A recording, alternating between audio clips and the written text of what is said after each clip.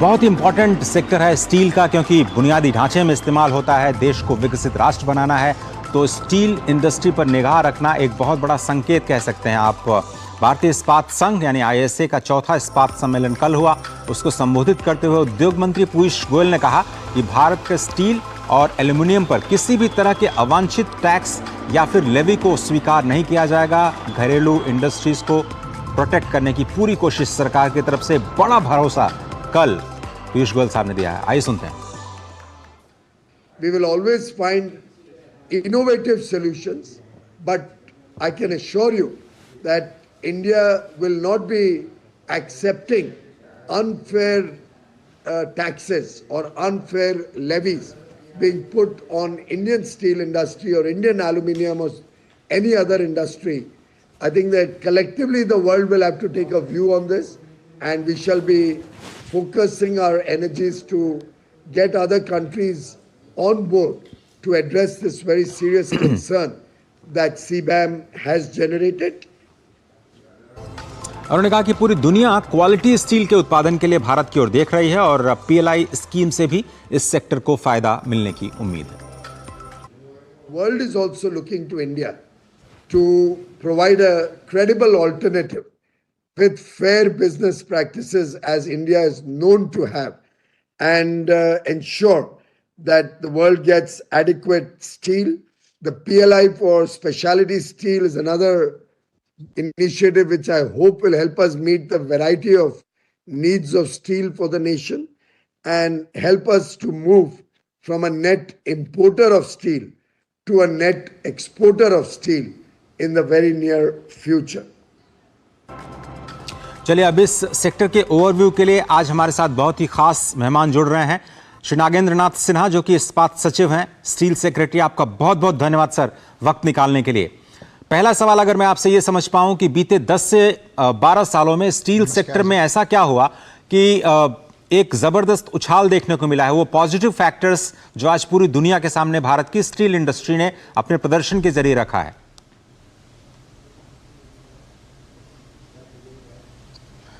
अब 2-3 चीज़ों की ओर मैं आपका ध्यान आकृष्ट करना चाहूँगा। एक तो सबसे बड़ी बात है कि जो भारतीय अर्थव्यवस्था की वृद्धि की रफ्तार है वो काफ़ी तेज़ हुई है और अर्थव्यवस्था की वृद्धि से जुड़ा हुआ है स्टील की खपत।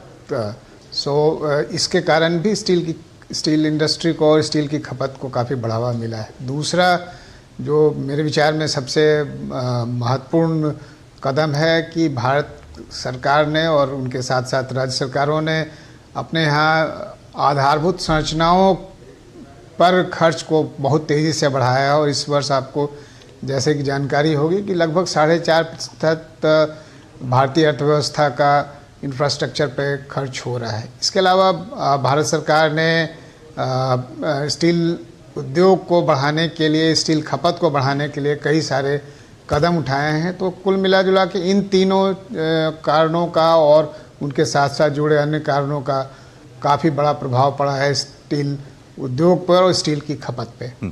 सर आपने कल के जो कॉन्फ्रेंस थी उसमें एक बड़ा आंकड़ा दिया देश को कि 161 मिलियन टन के कैपेसिटी पर इस वक्त हमारा जो इंडियन स्टील सेक्टर है पहुंच चुका है। थोड़ा सा लक्ष्य बताएं 2030 तक जो 300 मिलियन टन का है उसको प्राप्त करने के लिए क्या कुछ हमारी स्ट्रैटेजी है और क्या हम उस दिशा में अपने कदम आगे बढ़ा रहे हैं?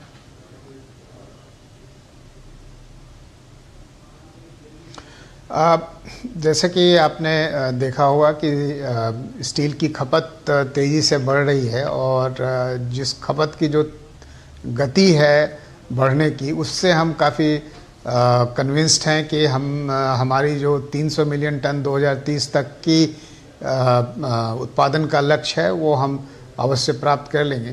पर साथ साथ मंत्रालय और उद्योग जगत दोनों साथ मिलकर काम कर रहे हैं। तो इसमें से एक बड़ा कदम है जो स्टील उद्योग के लिए जो रॉ मटेरियल्स लगते हैं उनकी व्यवस्था करने का। तो जहाँ तक आयरन ओर की बात है, वो आयरन ओर तो भारत के खदानों से ही उपलब्ध हो जाता है। जी। हमारा उपक्रम ये है कि ये इन खदानों में से जो उत्पादन की स्थिति है उसको हम बरकरार रखें और उसको तेज़ी से बढ़ाएं, ताकि हमारी जो 300 मिलियन टन उत्पादन की का लक्ष्य है उसके लिए आवश्यक रॉ मटेरियल आयरन ओर उपलब्ध हो। जहाँ तक कोक का सवाल है, कोक भारतीय खदानों से उतनी मात्रा में अपेक्षित गुणवत्ता का प्राप्त नहीं हो पाता है, तो इसके लिए हमें विदेशी स्रोतों पर निर्भर रहना पड़ता है। अब तक ऑस्ट्रेलिया हमारा सबसे बड़ा इंपोर्ट का देश था, अब हम उसको डाइवर्सिफाई करने की कोशिश कर रहे हैं। इसके साथ साथ अन्य फ्यूल मीडियम्स को भी हम लाने की कोशिश कर रहे हैं। खपत की के लिए ज़रूरी है और कि हम जो रॉ मटेरियल्स हैं और जो प्रोड्यूस्ड गुड्स हैं उनको खपत के केंद्रों तक हम पहुंचाएं। तो इसके लिए लॉजिस्टिक्स के इम्प्रूवमेंट पर काफ़ी ध्यान दिया जा रहा है। Skill development, research and development, जिससे कि जो हमारा स्टील उद्योग है वो अपेक्षित कार्बन उत्सर्जन इत्यादि के लक्ष्यों को प्राप्त करे, अपेक्षित गुणवत्ता प्राप्त करे, टेक्नोलॉजी का अपेक्षित स्तर प्राप्त करे, ताकि इसके बने उत्पाद देश के उद्योगों को और बाहर के लिए जो निर्यात होता है उसके लिए अपेक्षित गुणवत्ता की स्टील उत्पादित कर सकें। और जो उद्योग यहाँ के स्टील पर निर्यात के लिए निर्भर हैं तो उनको भी अपेक्षित गुणवत्ता का स्टील निर्भर मिले। इसके अलावा हम अपने देश में कुछ स्पेशल स्टील होते हैं, उनके उत्पादन की वृद्धि के लिए PLI पर भी हमने ध्यान दिया है, जिससे कि उन सभी स्पेशल ग्रेड्स जिन पर अब तक हम मुख्यतः आयात पर निर्भर थे, उन सब को हम अपने देश में ही उत्पादन कर सकें। सर, अच्छा है कि आपने PLI का जिक्र किया, क्योंकि मैं आपसे सवाल करने वाला था। मैं एक चीज़ और कहना चाहूँगा कि जी, तो मेरा सवाल था सर, ये जो PLI स्कीम है, मैं एक चीज़ और कहना चाहता था कि हमारे अपनी बात पूरी करें सर। हाँ, मैं अपनी बात पूरी करना चाहता हूँ कि जो हमारी गवर्नमेंट है उसने ट्रेड और ड्यूटी स्ट्रक्चर्स पे भी काफ़ी ध्यान दिया है, ताकि ये स्ट्रक्चर्स रैशनलाइज हों और हमारी इंडस्ट्री के सपोर्ट में रहें और हमारे देश से निर्यात के सपोर्ट में रहें। और जहाँ तक संभव हो जो रॉ मटेरियल्स का आयात आसानी से संभव हो, जो हमारे उद्योग के लिए ज़रूरत है, और जो उत्पादित सामग्री है उसको निर्यात के लिए बढ़ावा प्राप्त हो सके। तो ये इन दोनों के बीच में भी जो रैशनल ड्यूटी स्ट्रक्चर है उसके लिए भी भारत सरकार ने काम किया है। सर, हम आपसे वही समझना चाह रहे थे कि आपने जिक्र किया कि एनवायरनमेंट फ्रेंडली तकनीक को बढ़ावा देने के लिए स्किल एंड रिसर्च डेवलपमेंट पर फोकस किया जा रहा है। एक मुद्दा यह भी आ रहा है कि कार्बन क्रेडिट या फिर कार्बन टैक्स की बात हो रही है, इस पूरे सेक्टर को जो प्रभावित कर सकती है। ये पूरा मामला है क्या सर, और कैसे हम लोग प्लान कर रहे हैं किसी भी तरह का अनड्यू प्रेशर उद्योग पर ना आए और इस परेशानी से हम बाहर निकाल पाएं उद्योग को?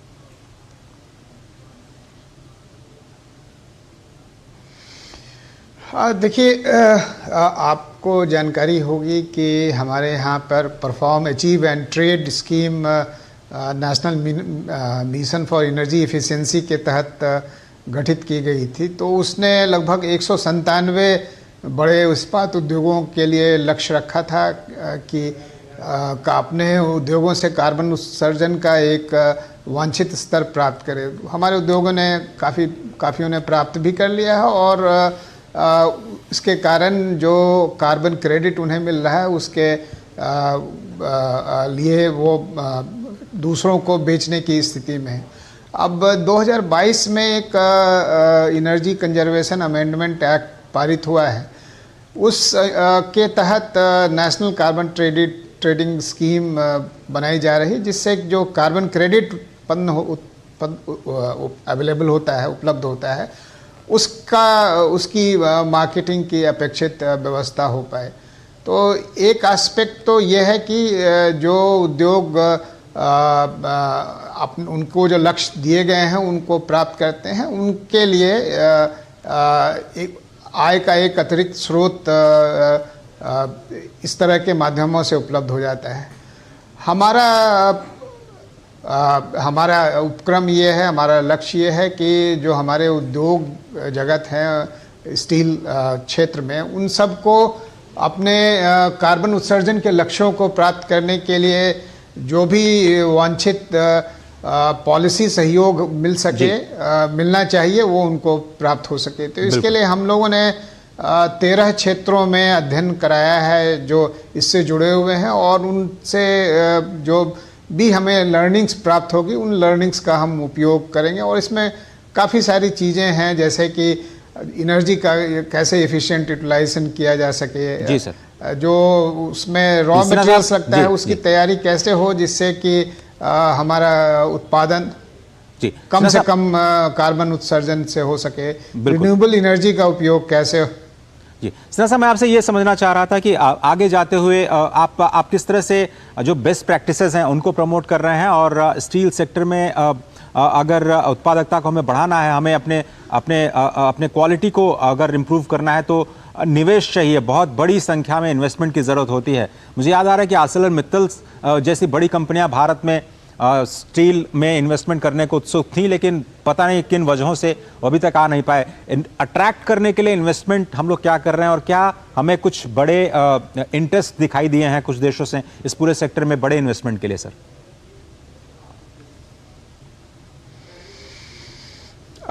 मैं आपको थोड़ा सा यहाँ पे करेक्ट करना चाहूँगा। ArcelorMittal इस देश में आज बहुत बड़ा स्टील इन्वेस्टर है। आज मैं आपको बता दूं कि जो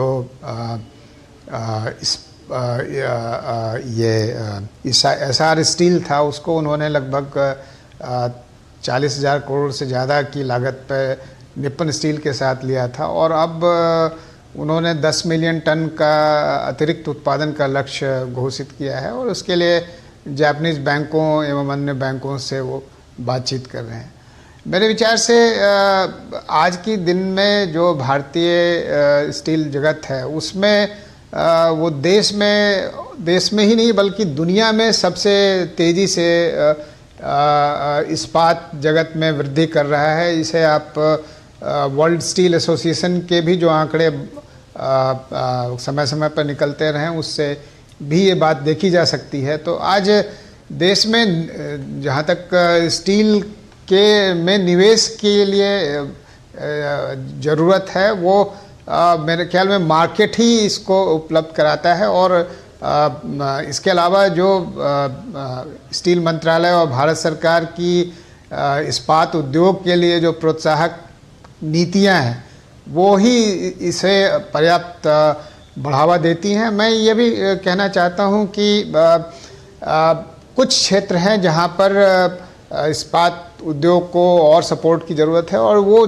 सर्टेनली ये है कि जो कार्बन इमिशन में रिडक्शन लाने का है उसमें काफ़ी इन्वेस्टमेंट्स की ज़रूरत पड़ सकती है, और उसको कैसे हम प्राप्त करें ये एक हमारे लिए एक महत्वपूर्ण मुद्दा होगा। और मेरे विचार पे चूँकि इस पे विचार चल रहा है, और न ही सिर्फ स्टील क्षेत्र में बल्कि बाकी अन्य क्षेत्रों में भी विचार चल रहा है, तो हमें लगता है कि हम निश्चित तौर पे इसका भी समाधान ढूंढने में सफल होंगे।